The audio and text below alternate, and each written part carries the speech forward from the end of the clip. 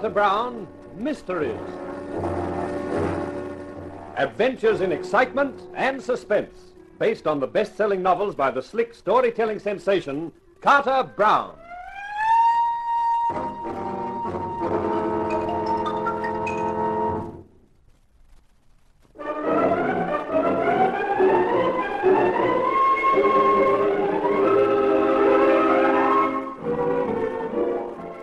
How do you do, ladies and gentlemen? This is Carter Brown with another of my stories for you, a venture which I call The Widow is Willing.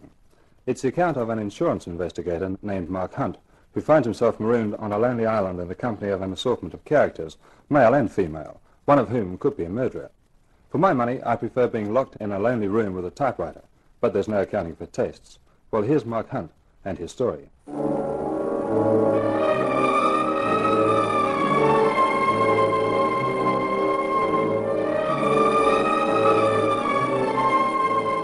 When you get to the edge of the world, there's a river, and in the middle of the river is an island. That's where the Goldbrights live. It was a raw night which made you think of vampires and things that go eek in the night.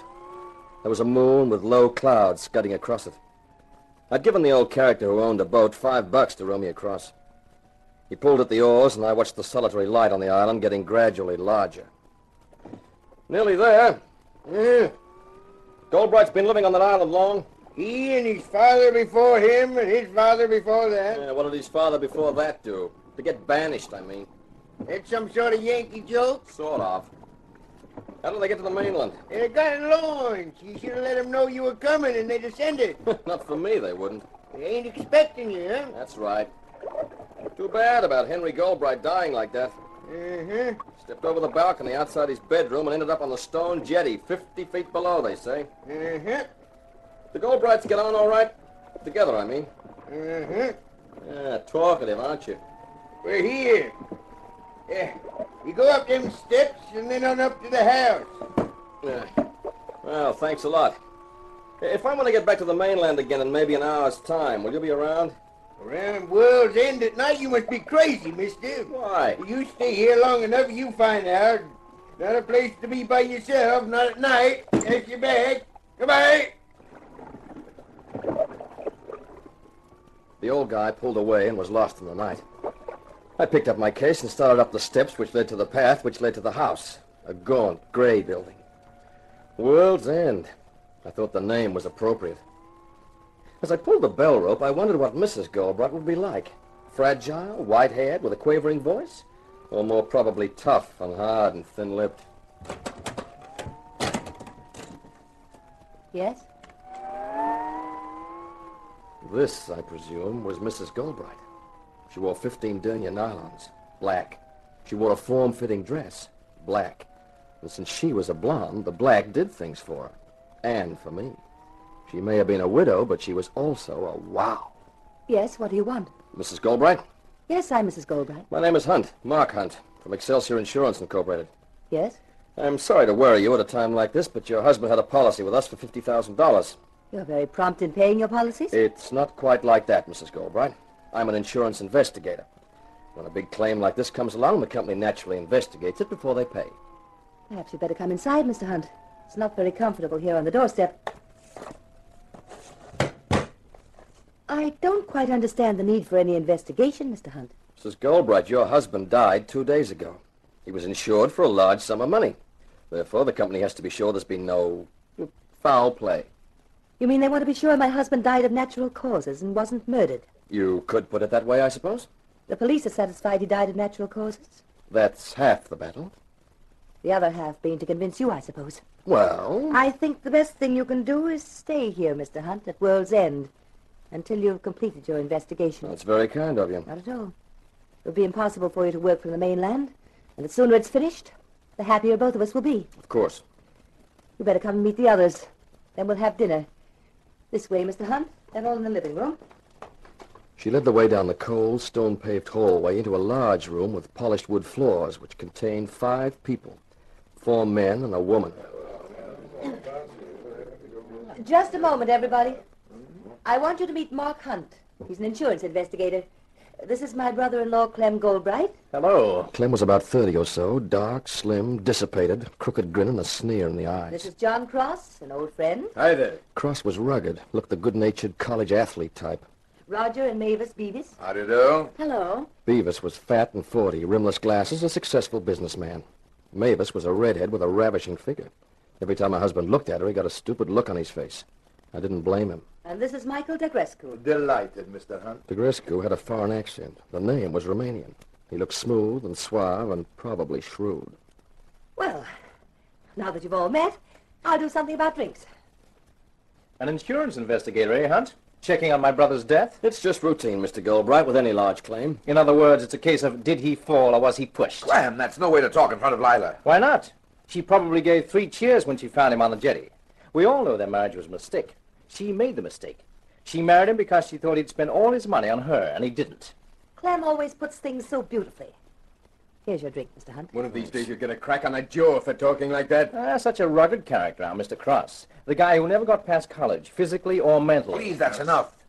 Mr. Hunt will think we're a bunch of lunatics. It must be an interesting career, Mr. Hunt, being an insurance investigator. It's just a job, Mrs. Beavis. Pretty ordinary most times. Sounds rather sordid to me. At least it's a job, Clem. Something you wouldn't know anything about. We each take life as we find it, Mavis. Me with my brains, you with your looks. Now, look here, Clem. Mavis married you for your dough, Roger boy. And we all know why you married Mavis. That's the gong for dinner. Let's move to the dining room, shall we? We got through the soup, the meat, the apple pie and cream without any more of the Bob comments. Then we adjourned back to the living room for coffee. While Mavis put on some records and the others organized a game of bridge, I found myself left with the Romanian Michael Degrescu. Are you interested in art, Mr. Hunt?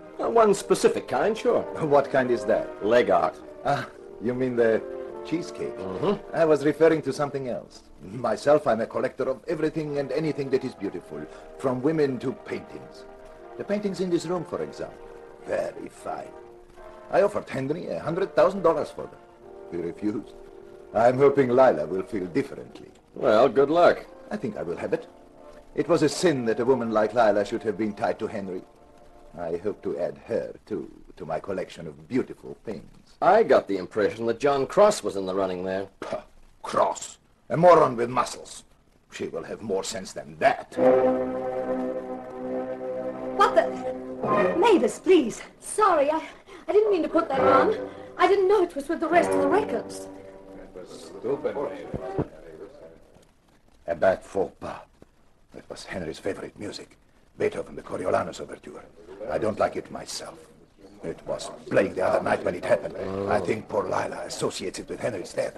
That was careless of Mavis. Careless. Or deliberate.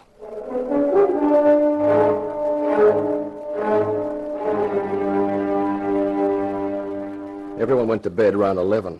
The room I'd been given was upstairs, overlooking the water. A sheer drop of 50 feet. It had started to rain, lashing against the window as though it was trying to break in. I was sitting having a last cigarette when there was a soft tap on the door. I opened it.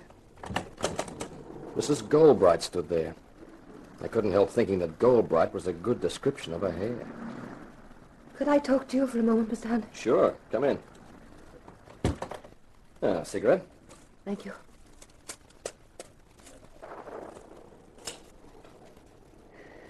Thank you. Must have been quite an experience for you, meeting our little group this evening. That's an understatement. There's certainly a bunch of characters. Clem was quite right, you know. The burning question is, did he fall or was he pushed? I'd like to know the answer to that myself. Where were you when it happened? In my room. Henry and I had separate rooms. The first thing I heard was his shriek as he fell. You think someone could have pushed him? They all had good reason to. So did I, if it comes to that. Henry was a good deal older than I am. He wasn't exactly a nice person. I'll be frank, I married him for exactly the reasons Clem stated.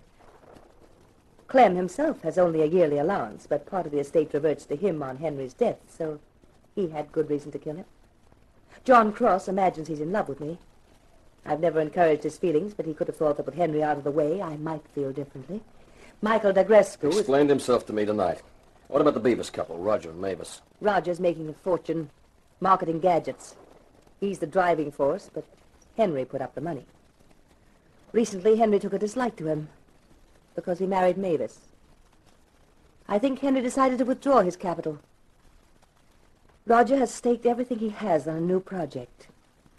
I know that at this juncture, the withdrawal of Henry's capital would ruin him. So everyone had a good reason for wanting to see Henry die. Yes, including me. I had no love for Henry, and with his death, I'll presumably inherit his money. I'll know tomorrow. The lawyer's coming to read the will. Why tell me all this, Mrs. Goldbright? I don't know. Just seems to help, having someone like you in the house, Mark. May I call you Mark? Surely, Mrs. Goldbright. Please call me Lila. And if you don't mind, I'll talk to you again. Might help me to keep sane. Anytime, Lila. Thanks, Mark. I think I'm going to like you. A lot.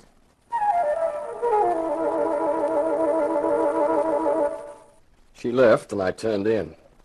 To the accompaniment of the wind and the rain beating against the house, I fell asleep.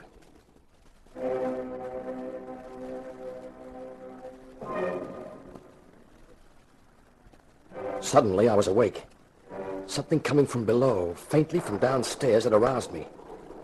The Beethoven music. It sounded eerie and terrifying in the night.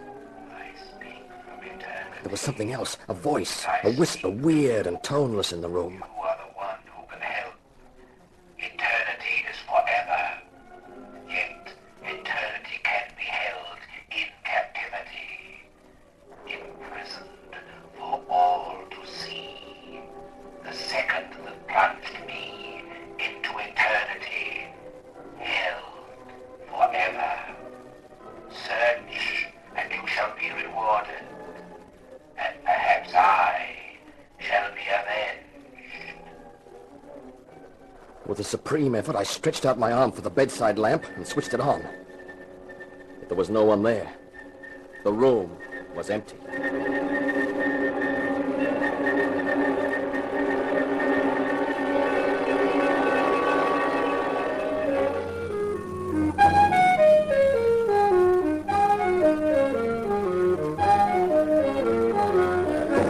Carter Brown, Mysteries. Adventures in excitement and suspense, based on the best-selling novels by the slick storytelling sensation, Carter Brown.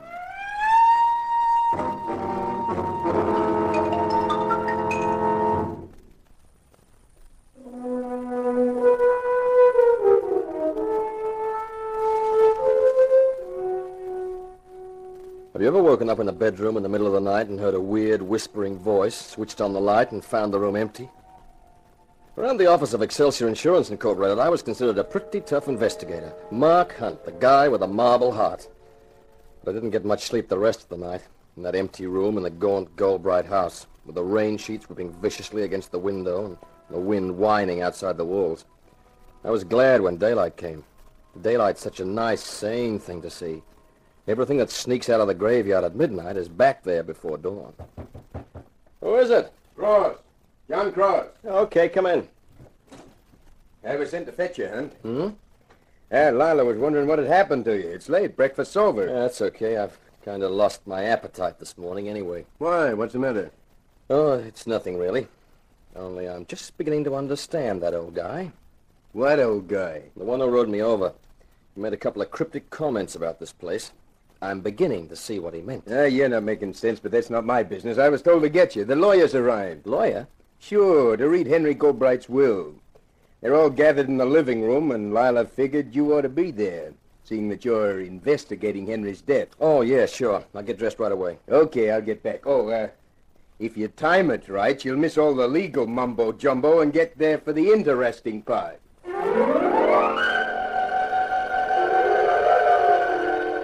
John Cross was right. By the time I crept quietly into the living room and took a seat, the legal eagle, a lean, lifeless-looking bird, was getting down to business. Before reading the section concerning the actual beneficiaries, I must say that I did my utmost to dissuade Mr. Goldbright from the course he took. My efforts were of no avail, and he insisted on couching his will in its present terms. Thank you, Mr. Daventry. Would you please continue? And now, as to the disposal of my estate. I am well aware that my wife married me only for what she could get. Therefore, I have not the slightest intention of allowing her to squander the wealth it took my family 5 generations to amass. I leave her a legacy of $10,000 and trust it will be enough to keep her until she remarries. I might add that I have long suffered watching the sheep's eyes made at my wife by John Cross, and knowing he's practically penniless, cannot help feeling a certain satisfaction in knowing that if they marry, it will undoubtedly be a love match. John, please. The bulk of my estate I leave to my brother, Clem Goldbright. I realize that he is a waster, but I trust he has enough family pride to guard the family fortune. If my brother should die within 2 years of inheritance, my wife shall take over the whole estate. If she should die within a similar period, then the estate will revert to my friend Michael de Crescu, who has for so long desired my paintings and other art treasures. There are other minor provisions, of course, $1,000 for the butler and $500 for the maid. And that, I think, is all. Has anyone any questions? Yes, I have. Yes, Mr. Goldbright? That last condition, about the estate reverting on death. Is that legal? Can it be contested? Contested? Certainly not. It's a perfectly legal procedure. But don't you see what it means? If Henry was murdered, if his fall wasn't an accident, it means there's a killer in this house. And that will is an open incitement to murder. Come, Mr. Goldbright. Aren't you letting your imagination run away with you? If I'm found one morning on the jetty like Henry was, that'll be a comforting thought.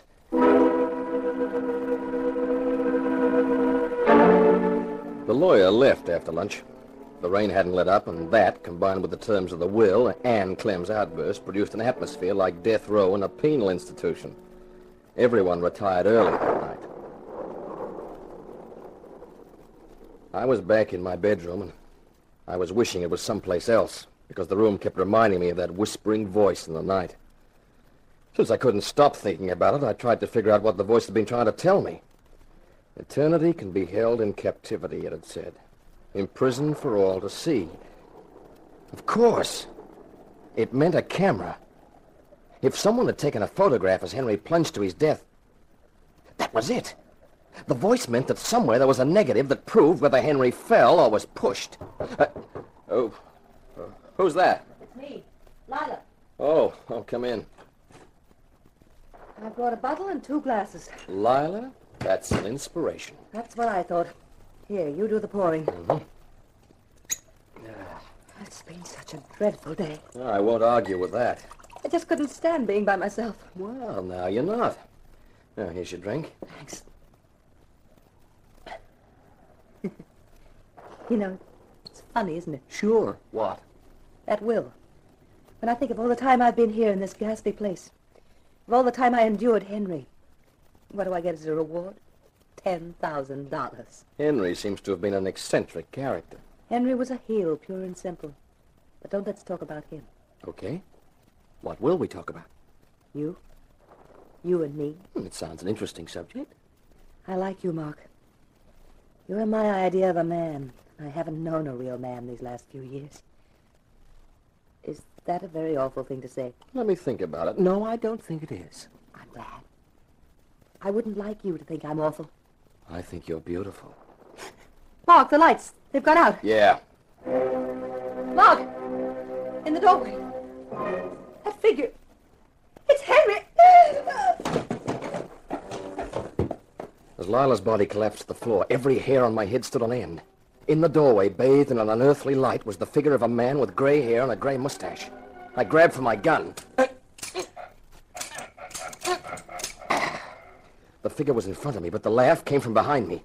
I whirled round, and when I turned back for the door, the figure was gone. I was heading for the door when I heard the voice again in the darkness. Now, do you believe?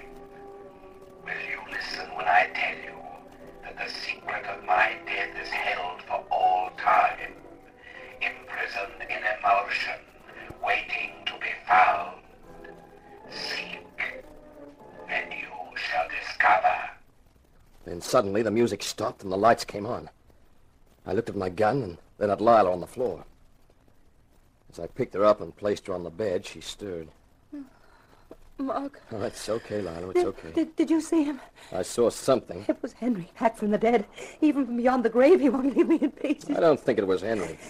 I fired at whatever it was, but my gun was empty. Someone's removed the clip. A genuine ghost wouldn't worry about bullets, but someone worried enough to take them out of my gun so I wouldn't fire any. But who would do that? And why? That's the $64,000 question. If we knew that, we'd know everything. Mark, I'm scared. I can't go back to my room. I've got a solution. Stay here. Mark. Yeah, we can finish the bottle. After breakfast next morning, we all gathered in the living room.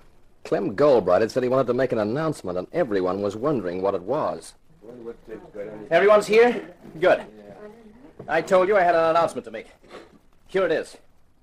You all heard the terms of the will yesterday. You all know that World's End and everything that goes with it is my property. There's no need to gloat. You also heard me say what I thought of the will. Nothing more nor less than an open invitation to murder. Well, I have no intention of being murdered. So I'm asking you to leave, all of you. Leave? Now, wait a minute, Goldbright. That's just what I won't do, Mr. Cross. Wait a minute longer than I have to. The inquest is this afternoon. It shouldn't take long. With no evidence, the verdict will be accidental death. And I'm asking you all to leave by tomorrow. The launch will be waiting for you at 10:30 in the morning. But, Clem, that doesn't give us much time to pack our things. I've got all my clothes. All the low-down nasty... You can call me all the names you like, Cross. You might have some consideration for Lila, even if not for the rest of it. The only person I'm considering is me. I'm sorry. 10:30 tomorrow morning. That's final.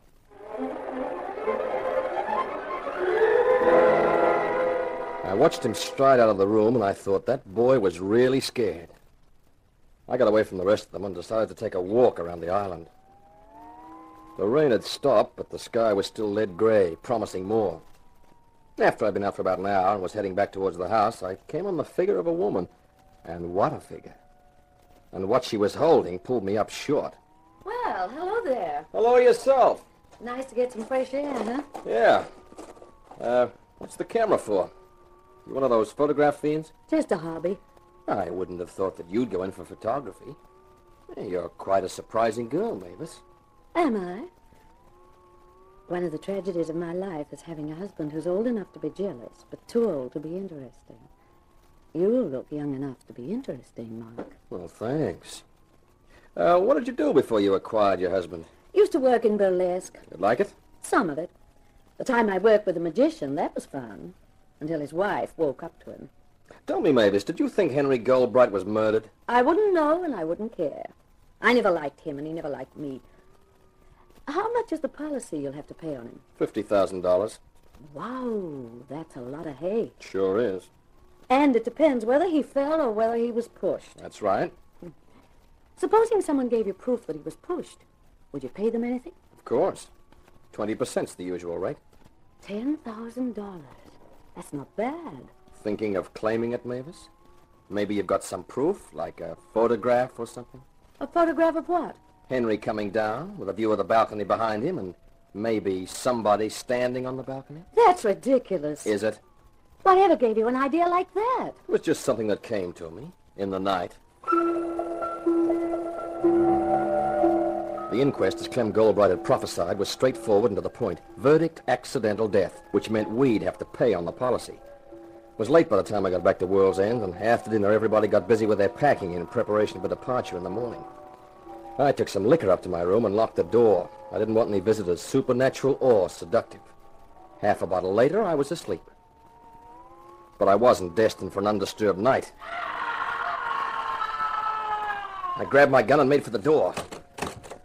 Mark, did you hear it too? Hear it. It'll haunt my dreams. It sounded as though we're outside. The balcony. Come on. Oh, Mark, do you think... I don't know what I think. There's the balcony. Lila, don't come near. Cross, what is it? I heard the scream. I came out and looked down. Now, keep away, Lila. Why? Why, John? Because there's a body on the jetty. A body? Who is it, Cross? Take a look for yourself. Can you see? Yeah. The moonlight's shining full on it. That's Clem Goldbright.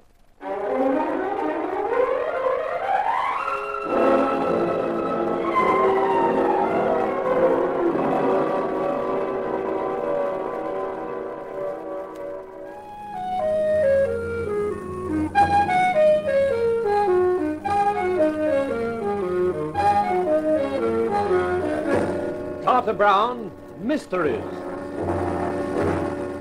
Adventures in excitement and suspense, based on the best-selling novels by the slick storytelling sensation, Carter Brown.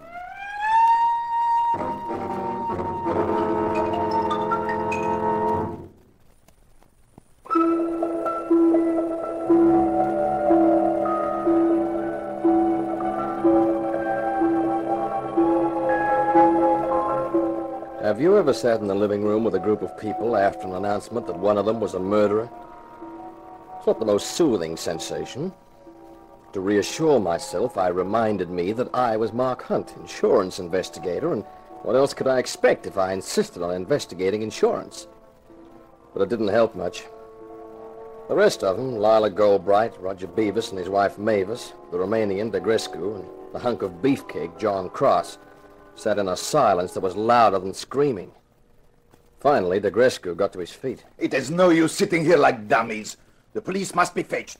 I shall get the launch and go. Now, wait a minute. Wait for what, Mr. Hunt? I thought we decided the butler should fetch the police. We did not decide. You did. Makes sense, doesn't it? If one of us goes, he or she might not come back. Do you insinuate that I'm insinuating nothing. I just think it's better that all of us stay on the island. I think he's right, Degrescu. But I do not cross. Who is he to order anyone around? Never mind that. The butler goes and you stay. I shall be back in about an hour. I'm sorry, pal. You won't be back because you're not leaving. Take your hand from my arm. I was expecting that. Oh, if you want a fight, I'm happy to oblige. Michael! Stop them, Roger! There's no need, Mavis.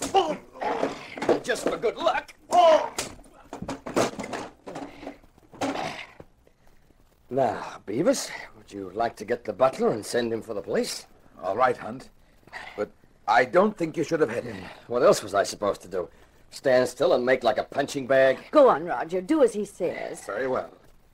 We'd better get the police here before everything degenerates into a wholesale brawl. Lila, suppose you and Mavis do something about coffee. That's a good idea.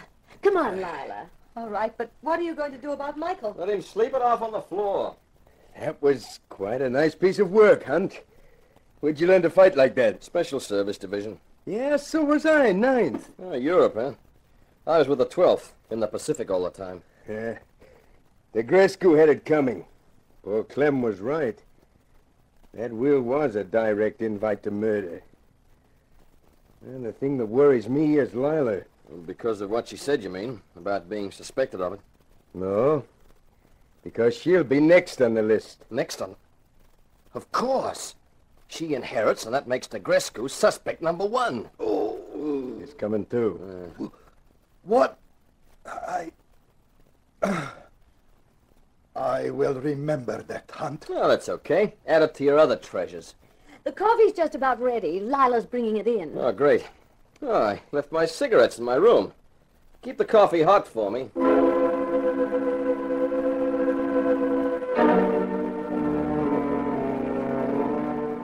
In the turmoil and tension, I'd forgotten about the mysterious voice and the equally mysterious vision of Henry Goldbright back from the dead. I made the excuse about my cigarettes because I realized here was my chance to do a little looking around. I went upstairs and tried the door next to my room. It wasn't locked. I stepped inside and shut it quietly. The first thing I looked for was there, a ventilator in the wall separating this room from mine. Then I started on the drawers and the wardrobe and finally the suitcases. In the third suitcase, I struck it lucky. Find what you were looking for? Yeah, Mavis, I did. A throat microphone, an amplifier, gray wig, gray mustache, spirit gum, and phosphorescent paint. The real little detective, aren't you? It was when you told me you'd worked in burlesque and once worked with a magician. Yeah, nifty gadgets, these throat mics. Fit them onto the throat, they amplify the vocal cords and produce that horrible whisper. And the wig and mustache, with a suit treated with a luminous paint, provided quite an effective ghost. I thought so. Of course, it was your husband, Roger, who did the talking and the appearance, with the amplifier and the ventilator. Oh, you must have been downstairs turning on the musical effects, that Beethoven record. That's right. Yeah, what I don't get was why. Why the elaborate setup to give me the idea of a photo of Henry's murder? What did you expect me to do? I hoped you'd mention it. I still don't get it. I was out there on the jetty when Henry came over the balcony. I had the camera with me. It was terrible. And you got a photograph? No, I didn't. I was so scared I didn't even look up. But afterwards it occurred to me that if Henry had been murdered, and if I had a photograph, it'd be worth a lot of money to the murderer. So? So I talked. I dropped hints to everyone about the camera and about Henry. Mm-hmm. Figuring that the murderer would know what you were talking about because he'd have seen you from the balcony. He or she, I wouldn't know. Then the next morning there was a note under our door addressed to me. It said if I left the negative in an envelope in the second drawer of the bureau, I'd be paid $20,000. What did you do? I left a note there saying that I wanted the cash first. In the morning the note was gone, but there was no answer. Then when you arrived... You hit on this weird and wonderful way of giving me the idea that a photo existed. Yes. I wanted you to talk about it, but you didn't. Yeah, so then you dreamed up the gag of Roger playing ghost, taking the precaution of removing the clip from my gun first. Yes. Neither Roger nor I figured on Lila being with you. Fortunately, he had the throat mic and used it to distract your attention and get away. Yeah, but why go to all that trouble in the first place? Why invent a photograph that doesn't exist? You could have got yourself murdered, you know. We needed the money. Henry withdrew his backing for Roger's factory, and we've got a big project underway. But it won't be ready for market for another 3 months. We'll go bankrupt if we don't get some money to see us through. Seems a heck of a risky way of getting it. Well, I'll shut this case. We better get downstairs, back to the others. You're going to tell them? No, I don't think so. You've been a big enough dope to deserve it, but I don't see how it's going to help anybody. Besides, that gag about the photograph might prove useful yet.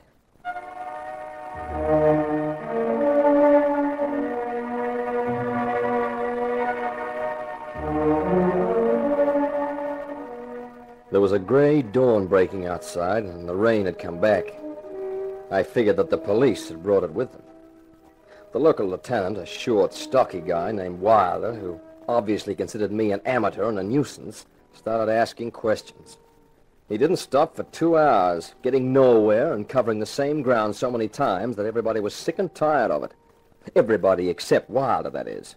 He was the original persevering kid. It's a conspiracy. Here's Clem Goldbright lying dead on the jetty, just like his brother. And what do I get? Nothing but dumb looks and even dumber answers. Some of you must know something about it. One of you, at least, is a murderer. Maybe more than one. Maybe all of you are in a conspiracy. Now, why don't you talk some sense, Lieutenant?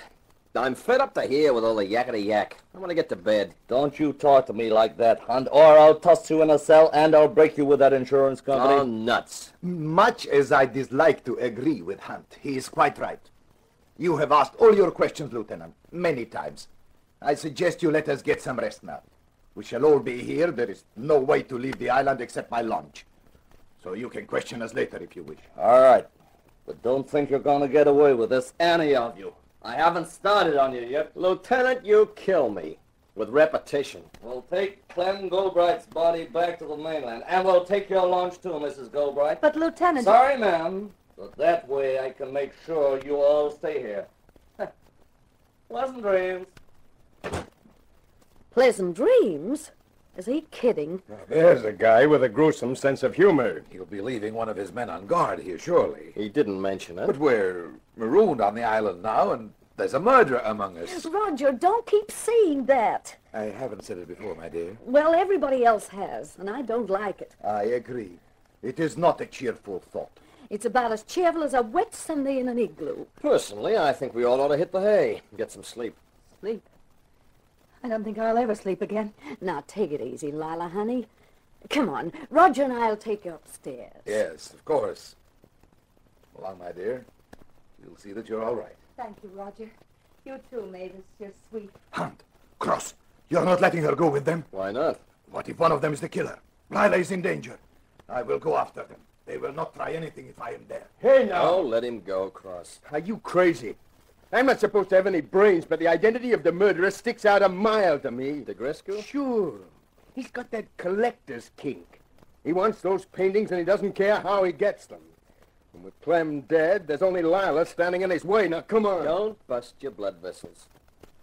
If DeGrescu's the killer, he won't dare try anything with Roger and Mavis there. If it's either of them, he's there. What if the Beavises are in it together? Well, you can stay if you like. But if I catch that DeGrescu anywhere near Lila's room, I won't be responsible for what happens to him. I was left alone in the living room. I had a last cigarette and a last drink and listened for any uproar from upstairs. But there wasn't a sound. I figured everyone's nerves had probably calmed down and they were all safely in bed. I finished my drink and decided to follow their example. It was pretty comfortable under the blankets with the weather whining outside. I was just dropping off to sleep when a stray thought slid into my mind. A thought so obvious that I could have kicked myself for not remembering it before. It concerned the non-existent photograph that the Beavises had dreamed up. Only Roger and Mavis and I really knew that the photograph didn't exist. As far as the others were concerned, it could be real. I turned over on my back and reached for a cigarette and started to think of what use I could make of that when something was added to the music of the weather. It was the Beethoven music. I leapt out of bed, grabbed my gun, and had just reached the door when the sounds came. I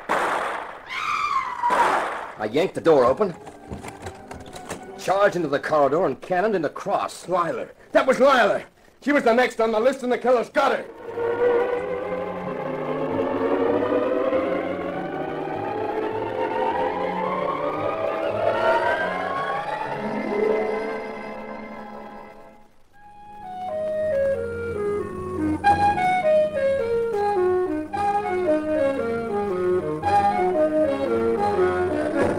Carter Brown, Mysteries.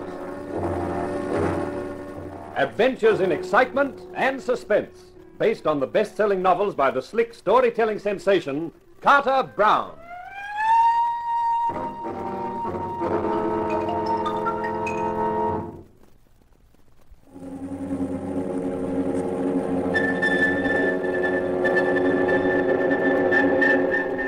Have you ever felt an ice-tipped finger hit the base of your spine and slide all the way out to the back of your skull? That was how I felt when the 3 shots and the scream shattered the silence. In the insurance racket, they consider Mark Hunt a strong character.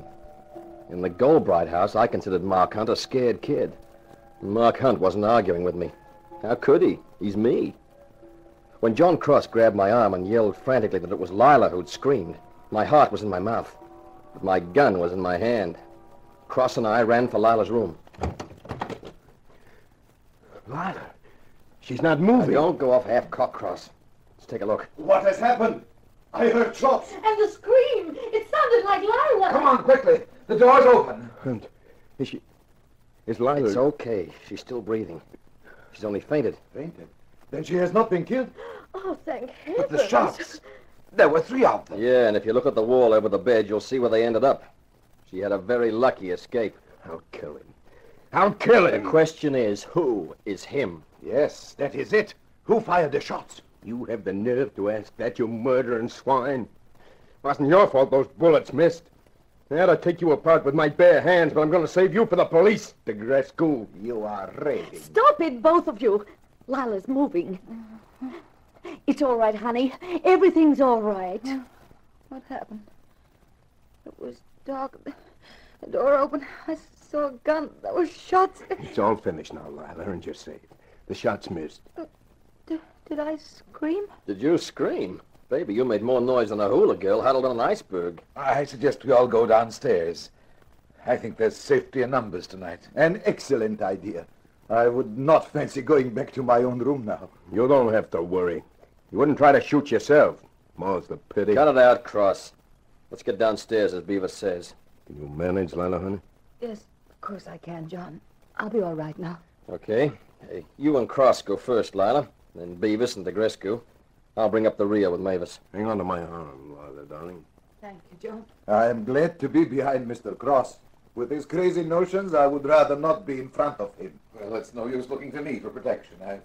Never been the physical type. You can say that again, kid. Never mind your disappointments, Mavis. Listen to me. What, Mark? When we get downstairs, anything I say about the photograph, you back me up. Why? What are you going to do? Set a little snare for the killer, that's all.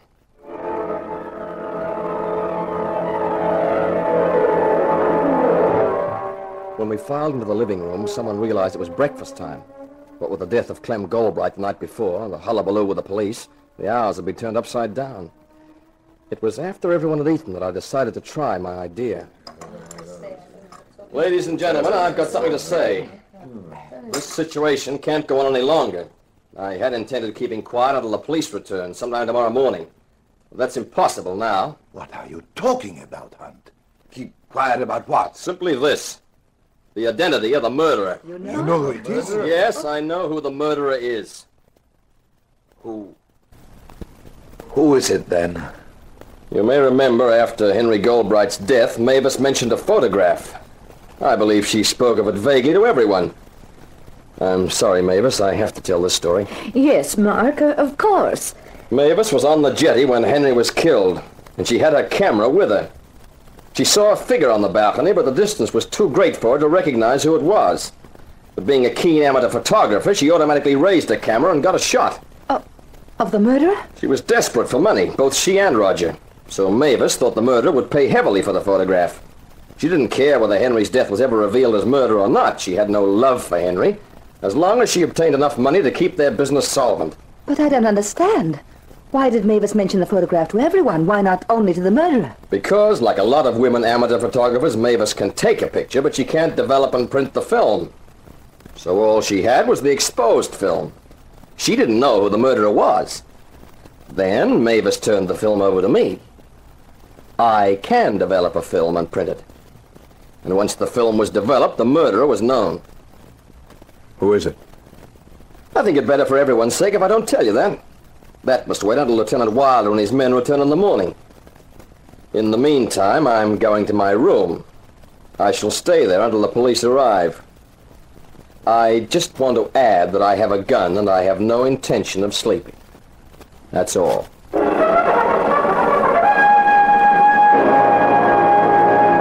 And that was it. The trap set, baited and ready to snap. I didn't really feel as confident as I sounded, but there's one thing I've always believed. If you're gonna bluff, you might as well make it good. I left them looking amazed and wondering and went upstairs to my room. I checked my .32. This was no time to have a gun that was empty or was likely to jam. And then I settled down for the long wait. And a long wait it turned out to be. All through the rest of that day, I sat in my room and lit one cigarette after another and gazed at the view from my window. The sky changed from pearl to smoky to leaden gray.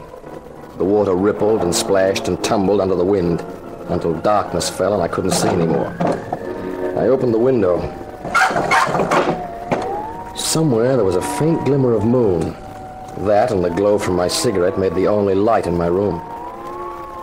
I wondered if I'd die from nicotine poisoning before I had a chance to find out who the murderer was. The strain was stinging at my nerves.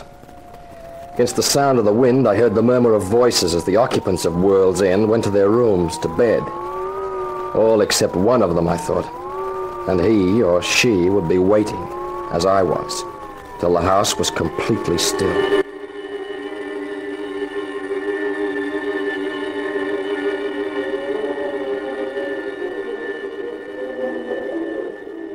The wind had changed its note.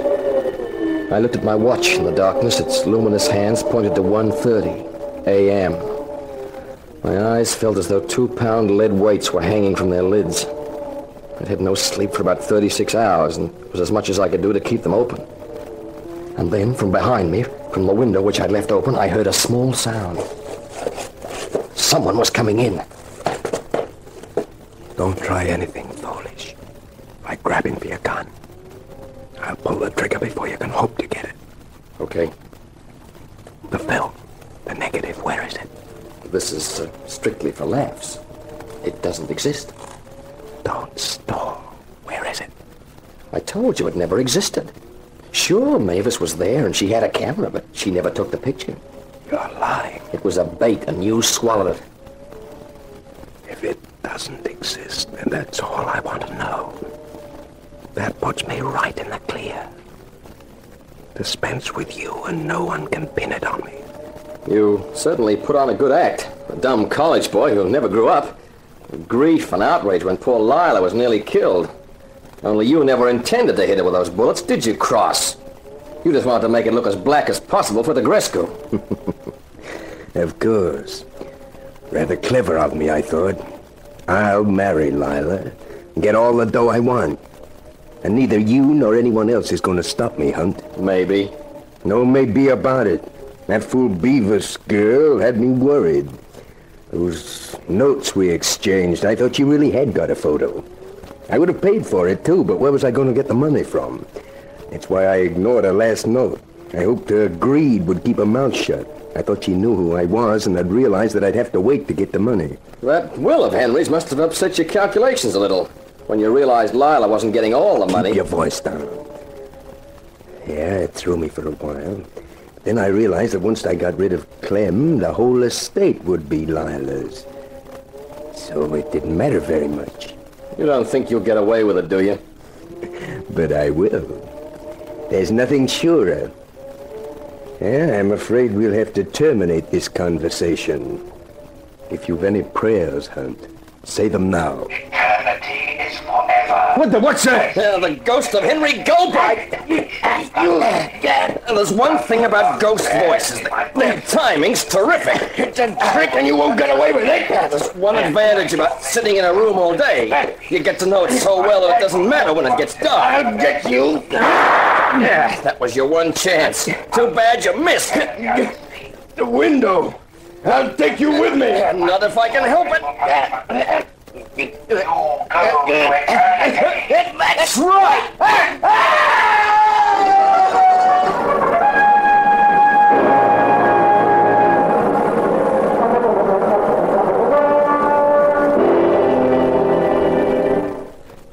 Hunt, are you all right? We heard your voices, Mark. Yeah, I'm fine. It was nice work, Roger. You timed it beautifully. I didn't know what to do for the best. We weren't asleep. That is, I would have been, but Mavis kept me awake. When we knew the murderer was there, she thought of the ghost voice trick. Well, it worked like a charm. In fact, I hate to think where I'd be without it. In eternity, probably. Oh, I don't know what I'm laughing for. And believe me, I wasn't laughing at the time. There's nothing funny about fighting for your life in the dark with a killer. Mark, what's been going on? Mavis, Roger, what... Calm down, Lila. It's all over. The guy who murdered your husband and your brother-in-law is down taking a drink. A drink? Yeah, in about 15 fathoms of water. That scream was Mr. John Cross diving out the window. He was the murderer. John? Mm-hmm. Can't believe it. I'll never trust another man as long as I live. Who wants to be trusted? I got different ideas. Like what? Like a trip back to New York, preferably with a detour through Mexico. Alone? Not exactly. I was thinking of asking a certain widow along for company. I'm just wondering what she'd say. I know what she'd say. The widow is willing.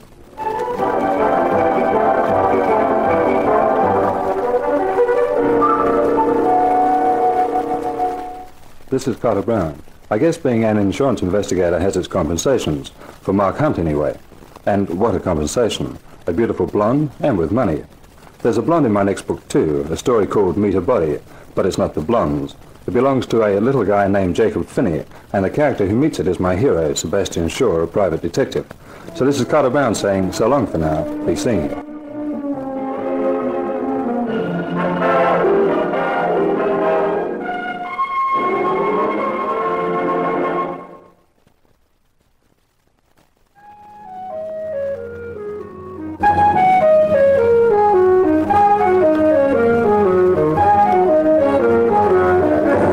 In The Widow is Willing, you heard Lyndall Barber as Lila Goldbright, while as Mark Hunt you heard our star, Richard Meikle.